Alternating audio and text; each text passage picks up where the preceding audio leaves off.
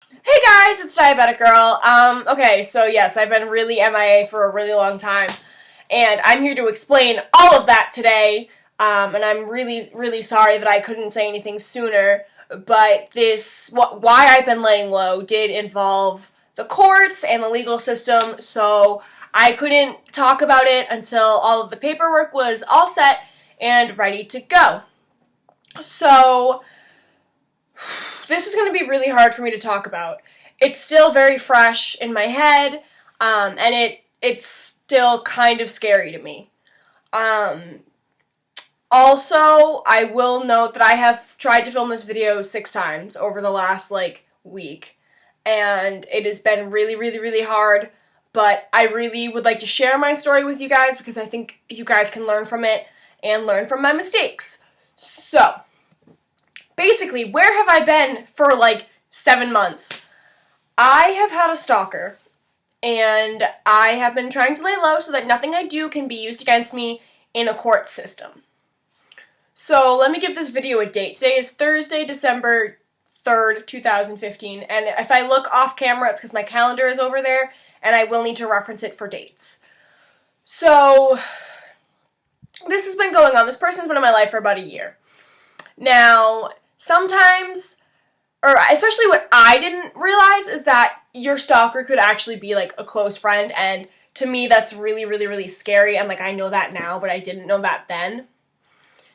So, basically, a year ago, I was, close friends with my stalker. You know, we were doing projects together all the time at BevCam, and it was just, it seemed normal, because it was just doing projects and getting editing done, you know? So to me, it was just normal. But as time progressed, he got really possessive, and it was kind of weird. Now, for the sake of this video, I am going to tell you that my stalker is basically triple my age, and I'm calling him my stalker because no matter what happened between us, I still believe that he deserves his privacy and to be respected. So we are not going to mention his name at all. So yeah. So, a year ago we were close friends, as I just said, and it was fine. So basically between November and February, nothing really big happened. He would get mad, and sometimes he could be really scary when he was mad. But, it was just whatever, he's mad, he'll get over himself, kind of thing. So, the first, incident that happened was when we filmed the studio session 1-year anniversary. I had invited a couple of my friends to film the show with me, so my friend Caitlin was there to help me film. Shout out to Caitlin, because she's awesome. And then I had invited my friend Kai, who at the time I had a crush on, and I was like, please date me, please date me. We're dating now, by the way, so that worked, And he is involved in this story. So everything intermingles, and I'll explain everything as it happens, I suppose. So basically, we're filming the 1-year episode, Caitlin's just shown up, Kai's on his way over, and I am, beyond excited. Okay, you guys think that you've seen me, happy and excited, but, I'm beyond excited. Literally, Kai had the day off from work, and I was like, oh my god, we've been on a couple of, kinda dates, come film with me. It'll be so much fun. So he came to watch us film, and I was, really excited about this. Now, my stalker was pretty upset about this. And, he left before the shoot even started, and this is, the biggest shoot of my career right now, It's the 1-year anniversary of my show, get it together! So, he left, basically over ridiculous stuff, and was, yelling at me over the phone, and I was like, dude, what the fuck, get back here, this is my show, you always film my show, you're not getting out of it this easily. So, he came back, and we filmed, and then he left the shoot, almost immediately after it happened, because he had to go pick up his kids from school, and he, pulled me aside, and he was like, Kai's not a threat, and I'm like, the fuck is that supposed to mean? Whatever. So, I leave after he does, I get the footage on my hard drive, and I walk home with Kai, because Bonquiqui had work, directly after this, so I walk home with Kai, and I'm like, over the moon, somewhere over the moon, yeah. Sorry, I'm trying to throw comedy in here because it's like a really, really heavy story, and I at least want you guys to laugh somewhat. So, the same day that we filmed the 1 year anniversary, I had purchased an iPad from Caitlin. It was like an early birthday gift. And, you know, I got home from filming and I really wanted to set it up because I was like wicked excited. And I was like, I'm just gonna leave my phone like here, whatever. I'll set up my messaging account and like forward all my messages to my iPad, like whatever, I don't care. So I set up my iPad and I kind of left my phone alone, like it had to charge, so I let it charge, like whatever, I didn't really care. And I open up my phone, like, after my iPad is set up because I wanted to charge my iPad because I knew I was probably going to download, like, all sorts of music onto it, so I set up my iPad and I got that ready to go. Then I have a couple of texts from my friends. A couple of them were like, wow, like, tonight was really fun, like, thanks for letting me come, you know, and I'm like, yeah, no problem, like, thanks for being there, like, thanks for being my cheerleaders, like, woo! So then I have a text from my stalker, and this is when things, like, started to go haywire. So he's like, I can't believe you invited him into the studio, like, why would you want him there, blah, blah, and I'm like, oh, God. I obviously can't tell him that, like, I want to date Kai because he'll freak out, and I'm like, he just wanted to learn more about the film industry and figured I was his girl. So I told him that, and of course it caused a huge scene and a huge flip out, and at that point in time I was like, whatever, I don't even care. So then it's, you know, pretty quiet for, let's say, like, about 2 months. Pretty quiet, pretty kosher, pretty normal. So the next time that him and Kai are in, like, the same area is when we film the April episode of Diabetic Girl Studio Sessions, which is we're one and the same. And that was when we did it with Kim. Shout out to Kim, because I know you're watching this. Thank you for doing it. So basically, I brought Kai to that because we were dating at that point in time. And, you know, I really wanted him to be there. I wanted him to meet Kim. I just really, really wanted Kai to be there. So, basically, we all get there. We're all wicked pumped. We're always pumped. And then my site falls out, so I need Kai to change my site, like, before the shoot even happens. And, you know, so he does that, and that's all taken care of. And then, you know, we go about our business. And my stalker walks in, and the first thing you hear out of his face is, what the fuck is he doing here? Now, to this day, he will tell you it was under his breath, but myself and Kai and Kim were in the the studio, and Bunkwikwi was in the control room, and she heard it, and we all heard it. So I was beyond angry at this point in time. Like, you need to respect who I'm bringing into the studio. I don't care if it's the last person you want to see. I respect you all the time. You treat me like shit. But you need to respect him coming to the studio. So I'm like, hold up. So I go and confront him. And I'm like, listen, you need to respect who I bring to the studio. Well, he doesn't need to be here. I'm like, well, I didn't know if everyone was going to show up. It was a Saturday morning shoot. So I figured I would bring him just in case he needed to be there. And even if he doesn't, that's totally okay. He can work camera 2, which is usually a lockdown camera. I just really wanted him to be there, and he wanted to learn more about the industry, so I brought him. You know, like, trying to, like, play it off as, like, mad chill. And he's like, oh, well, you're all over him. Like, you totally have feelings for him. Don't even lie to me. And I'm like, no, I was just sitting in front of him because I was having a conversation with him. Which was a lie, but I wasn't going to tell my stalker I was dating the kid he hated. Literally. So, why is Bonquiqui texting me? Ugh, she needs a frappuccino. So, basically, that happened, and I was like, whatever. So, we left that shoot that day, and he was so pissed off that Kai was there again. And I'm like, whatever, I can't even handle this anymore. Like, this isn't even fair to me. So, you know, about 3 weeks later, so it's about May 2nd now.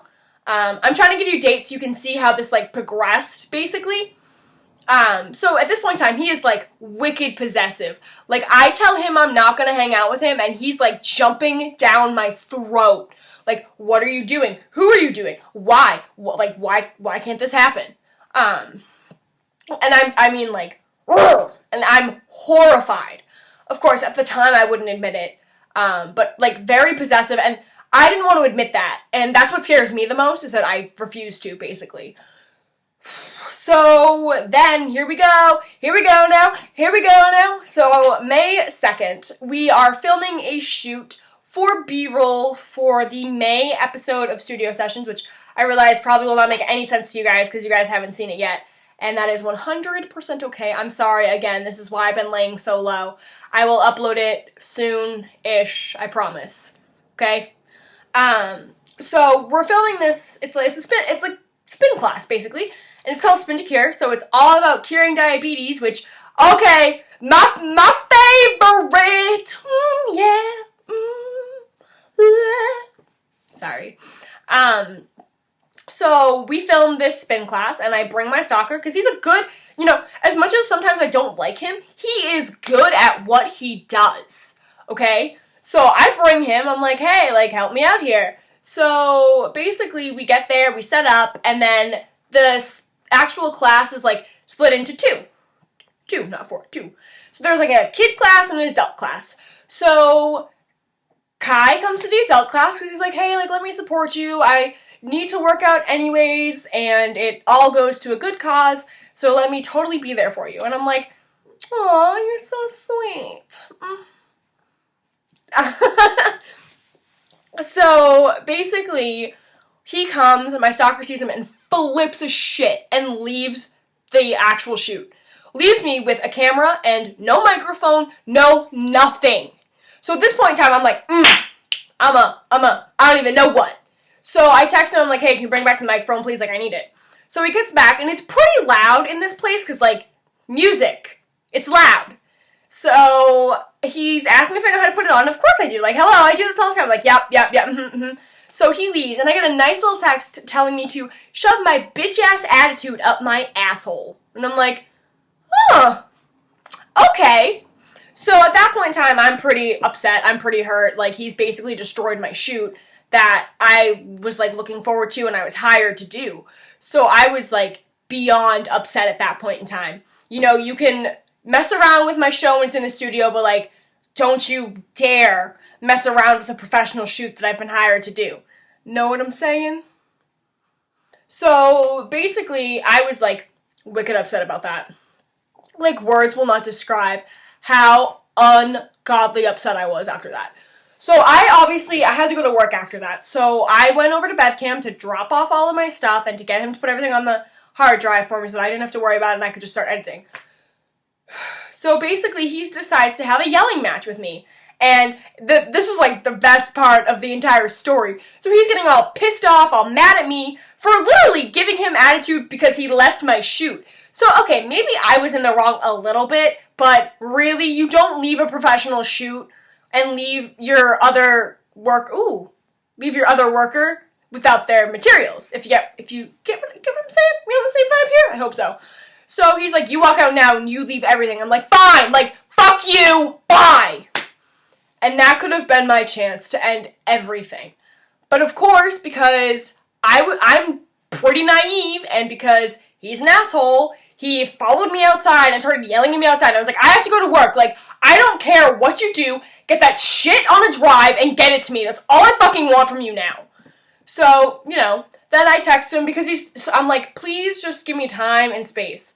If you want to talk after I get out of work, that's fine, but please just give me space. That's all I'm asking for. I'm really upset. And he floats back with a ton of texts how could I be upset? Look at what I did to him. Meh, meh, meh, meh, meh. So, basically, he picks me up from work and we're talking about it. I'm you really need to, he's like, you need to work on your anger. I understand that you don't like Kai, but if he wants to show up to something I'm doing, he's allowed to. Okay? We're friends. He's allowed to do that. We're dating, but you don't need to know that. So, then, it was pretty quiet, again. It's very weird because it happens in, stints, basically. So then, about 3 weeks later, I'd say, I had a doctor's appointment down at Joslin for my diabetes. Sorry, I had to do that. I had to. And so, for those of you, well, none of you know this, unless you follow me on Instagram or Facebook, if you're friends on Facebook, but Kai and I, Kai's from Maryland, so his mom's out there, everyone is out there. So basically, what we did was we would go somewhere and we would always send a picture to his mom. So, she could see what we were up to. And sometimes we posted on Facebook, like, after it was over. Like, if we went on a fun date, we'd post it to Facebook. So, people could see what we were doing. Because I'm friends with his sister on Facebook. I'm friends with, like, his other sister follows me on Instagram. So, basically, so that people could see, his family and friends could see what we were doing. I figure, whatever, that makes sense. So we take a picture at the doctor's office before I go in for my appointment, and we post it on Facebook, like, later on the day. Well, I did. We didn't. We don't share a Facebook. That would be weird. So I post it later in the day, and then, I had the appointment was pretty terrible. I'm not even going to lie. Like, it was pretty bad. So, I post it. I'm like, all right, whatever, it's fine. And then the next day, we go off to the zoo, because, who doesn't love seeing a giraffe after you've had a terrible appointment, right? So, basically, we go off to the zoo for the day. We have a lot of fun. I feel a lot better about myself. I'm not as worried about everything. And I'm really excited that, like, I have Kai and, he's there for me.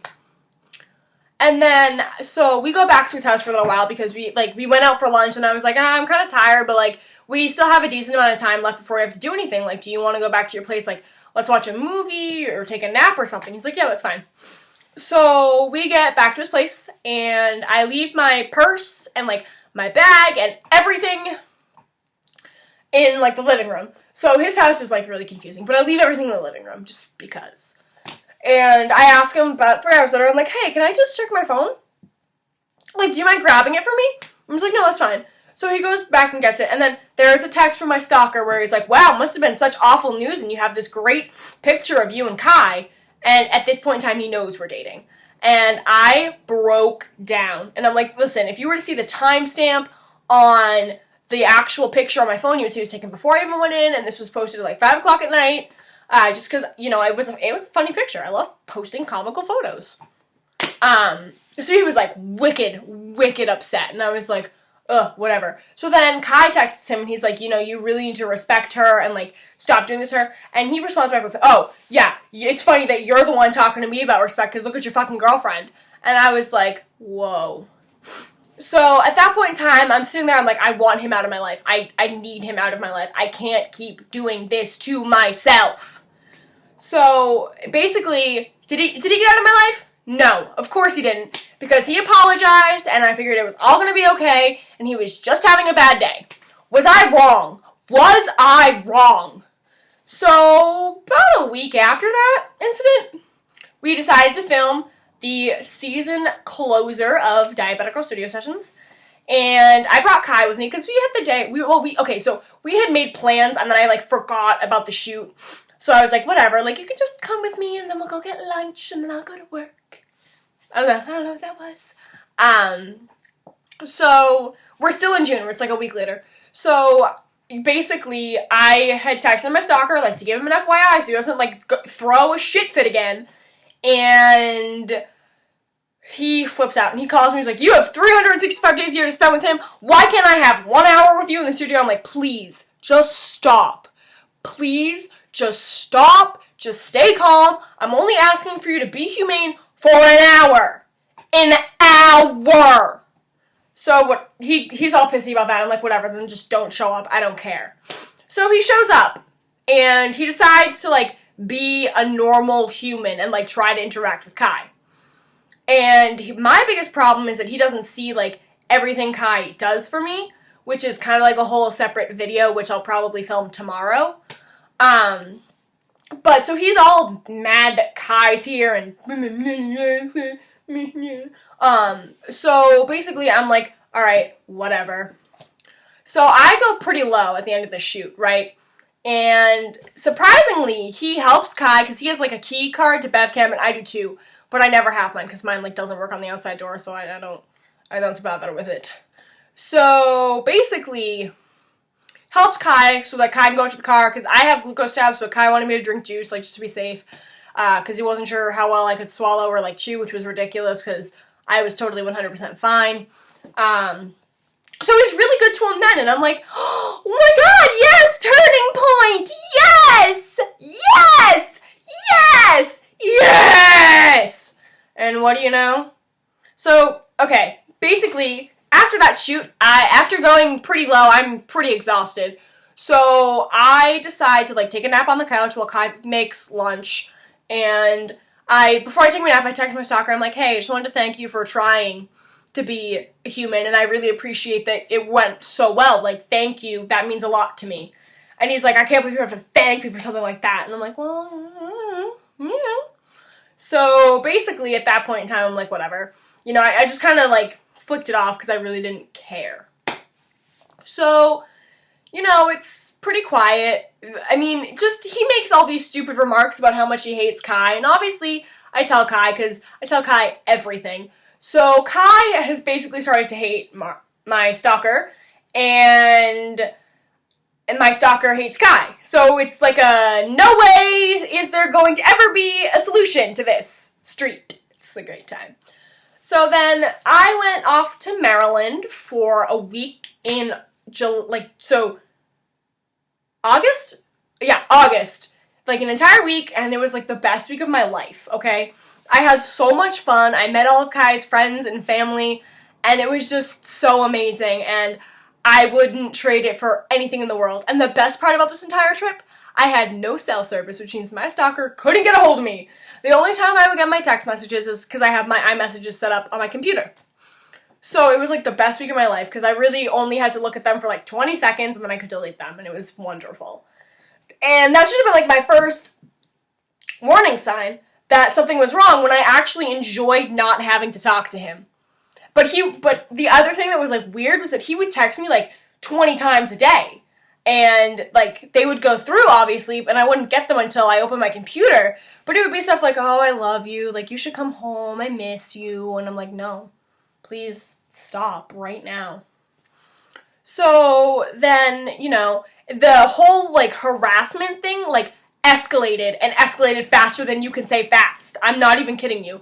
So, you know, basically, after I came home from Maryland, I started to cut cords, and I stopped spending as much time with him, and he got really mad. Now, in September, I was working 2 jobs. This is also, like, probably going to be a huge surprise, but I was working at a studio full-time on top of working at Stop and Shop, and the studio job didn't work out, so I was asked to leave, which is totally okay.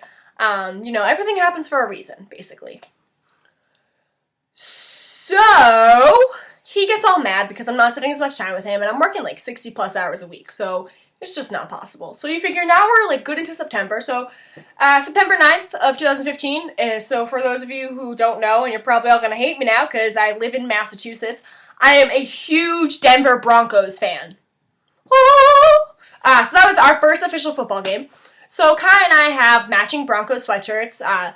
You know, they say our last names, and then we have numbers. So we took a picture before the game, and I posted on Facebook before the game even started, and then turned my phone off because I had been working 60 hours a week. This was the first time I saw Kai for, like, more than an hour, and I really just wanted to spend time with him. You know, like, really spend time with him. So I turned my phone off, and I let it go. Let it go. Let it go. So then I turned it back on when I got home. It was probably about 9 at night when I got back home. And my stalker has blown up my phone, like, where are you? What are you doing? Come on, respond to me. Like, I saw you post that picture on Facebook.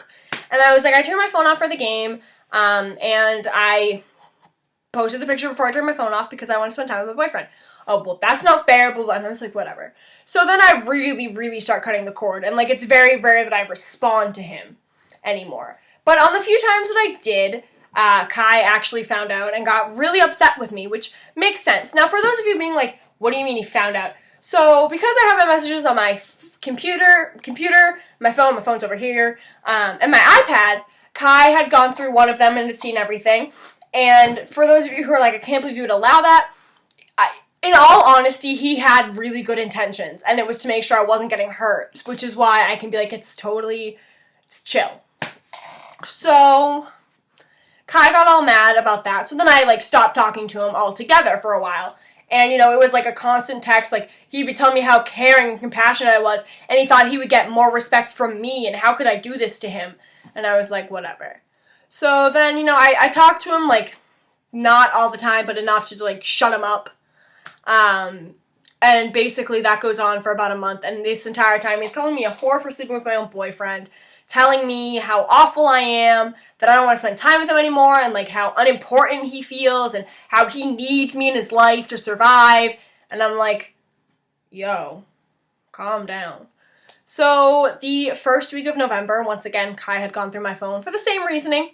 And when he got mad enough, I was like, that's it, this is it. So I block my stalker on my phone, and that was like the best moment of my life because I didn't have to hear from him anymore. Don't be fooled, my friends, because that wasn't the case. So as soon as I block him on my phone, he starts Facebook messaging me on not Instagram, Twitter, emailing me, like ridiculous amounts of emails. Then he starts showing up at my work. So the week I got my order was about a week after everything happened. That was Friday the 13th. So I'm going to talk about the 9th, 10th, 11th, and 12th that led up to this Friday. So from the 9th through the 12th, he showed up at my job every single night. Now the 12th, I was completely off, so there was no chance he would find me. The 9th, I was already, I missed him by 2 minutes. Then the 10th, he showed up, and I was upstairs. I had a coworker call me from, so I work at Stop & Shop. So I had her call me from one of the areas that had a phone to tell me to stay upstairs and don't come downstairs, because there he was. I am sitting in the conference room upstairs, which in case you guys haven't seen a Stop & Shop, or yours isn't set up the way mine is, so the mirrors, they're mirrors, basically, but they're windows. So the windows in the conference room, from one side look like a mirror, but on the other side, you can see through that, see out them. So I see him, and I'm sitting up there hysterically crying. I don't understand why this is happening, why this is still going on. I am so beyond upset at this point in time. And he's, harassing my coworkers, where is she? What is she doing? And that's when I was like, I can't take this anymore. So then the 11th, he shows up, and once again, I am not there. I had left and missed him by two and a half minutes, if that. So finally, the 12th, I go to the police station to report this because I want to get it out of my life. I want my life to be put back together. Well, they told me they couldn't find anything that was criminal enough, even though I had the multiple reportings of harassment, which we will talk about in just a moment. So then I'm saying to them, I'm like, listen, I'm not trying to bluff, I'm not trying to scare anyone, but I will admit that this does have me thinking about committing suicide. And you guys all know I have a past with suicide, so I got sent to the hospital to get a mental evaluation, which I obviously was fine and I passed. And the woman, when I was talking to everyone there about what was going on and what led me to this, they told me that if I wanted to try and get this harassment order, to go either that day or the next day, so that I could finally put this to rest and still have a paper trail, if you will. So Friday the 13th, I wake up and I get ready to go to court. So I'm going to talk about the court situation and how you fill out your harassment order, just for those of you who don't know and so that you don't have any questions. So basically, your harassment order contains a couple of things. It contains the actual order in which you have to fill out, your name, the dates everything happened, how you were harassed, and then you sign. You've got an affidavit, which is where you actually write out different ways this person has abused or harassed you. And then you have a plaintiff confidentiality form, which basically gives the court your social security number, all your information so they can query and sort you. Then you have the defendant information form, which basically gives the court all of their information so that they can query and sort them. So after you fill all that stuff out, you bring it to the clerk's office, and the clerk's office then sends you to another office so that you can turn in copies of the paperwork so that you can be queried and sorted.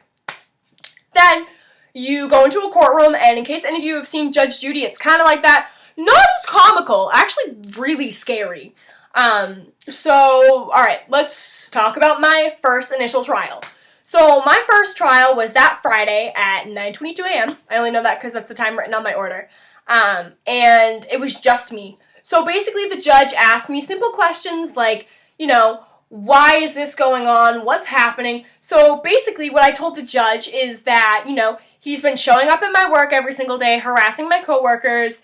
He's been, he followed me out to Bonquiqui's car. I just said my friend's car at the time. It's constant text messages, constant emails, constant communication when I asked him to stop. and I feel like I can't do my everyday activities without being horrified, and that's not fair to me. So the judge agrees with me, and I got a 10-day criminal harassment order. It's basically the same as a restraining order, but you have to have a relationship, so like a husband, ex-husband, like a relationship kind of thing with a restraining order, whereas a harassment order is basically anyone. So I'm given a 10-day order knowing that my next court date is Monday, November 23rd at 9 a.m.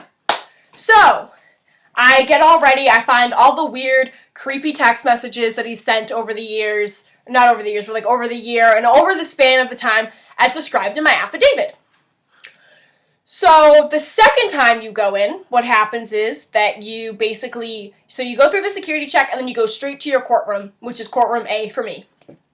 So I get there, and guess who's sitting right across the way from me? My stalker and his wife. And they're literally like the last people I want to see at this point in time. Like, I am ready to fight this to the bone and win, obviously. And, so basically, the second trial goes like this. So you both get called up to the stand, and so a bailer basically had to, like, keep him away from me. So you get called to the stand, and then, you have your chance to explain everything. And the judge will ask the person who's on the other party, like, why do you think we shouldn't do this? And so we once again went over my affidavit, so constant texts, constant emails, putting my family's life in danger, which was on the affidavit, but I forgot to mention it before, sorry. Following me out to car, showing up at work. So we review everything, and the judge asks me, has there been any incidents since the initial order? And I'm like, nope, of course not. Everything's been pretty kosher, pretty clean. And my stalker's like, this is all fiction, like she's lying, blah, blah. So he tells his side of the story, which is basically like, I used to show up all the time at her work to like bring her food and coffee. And at that point in time, the judge is like, but you don't find it weird that you're showing up at her work looking for her with no invite? And he's like, no. And the judge is like, kind of looking at him kind of weirdly, and is like, that's really weird. And so basically then, I say to the judge, I'm like, Your Honor, like, not to be disrespectful, but if he wants to pull this whole everything I say is fiction, that's fine, but I will leave you with numbers of witnesses for everything listed on that affidavit. And the judge looked at me and he looked at him, and we were granted a 90-day order. So basically what that means is that, hold on, got my order right here. So basically what that means is that my stalker cannot, so he cannot be, like, around me. He's not allowed to contact me in person, over the phone, or in writing, through, like, directly to me. He can go through someone else if need be. And he has to be 100 yards away from me at all times. He cannot be at my work, and he cannot be at my house, which, pretty decent stuff. So basically, that was that whole situation, and that's why I haven't been vlogging. I've been trying to lay really, really, really low, but now that I know it's definitely a thing of the past, I am definitely ready to talk about it. Now, the final and, like, closing piece to this video is what they don't warn you about when you get an order. This is probably the hardest for me. So, I've had my order for about 9 days now, the official one. But when I had the temporary one, everyone over at BevCam was very, very rough on me, telling me that, like, I probably shouldn't show up unless I'm scheduled, which is fine, and that maybe I shouldn't show up at all because my stalker was there before I was, and I do respect that. So I don't go there anymore unless I absolutely need to and I have to call ahead. It's a very big inconvenience in my life, and because of this, I am very, very hurt to say that I am no longer filming Diabetic Girl studio sessions. The fact that this has come to this level is deeply, deeply painful for me because, you think after you get this order that you're going to get your life back, but you're not. And I wish I would have known sooner that it wasn't going to be a happy ending as soon as I got this order. It's going to take a lot of work and a lot of time, but I'm okay with that and I am ready for that. Unfortunately, right now, the hurt is still very real. Yesterday, December 2nd of 2015, Banquiki and I have pulled everything off for studio sessions on TV and have put in our resignation. Don't worry, we will still do comedy sketches and vlogs for you guys because we do believe we owe you a lot. and, you know, we really want to continue doing what we do. But I wish I would have known better. I wish it never had come to this. It really hurts me to know that I've had to give up basically everything for this. So I want to thank you guys once again for all of your support and your love, and I will see you guys really soon. I promise. All right. Thank you guys so much. Bye. Would help if I could find where the ending thing is, so bye.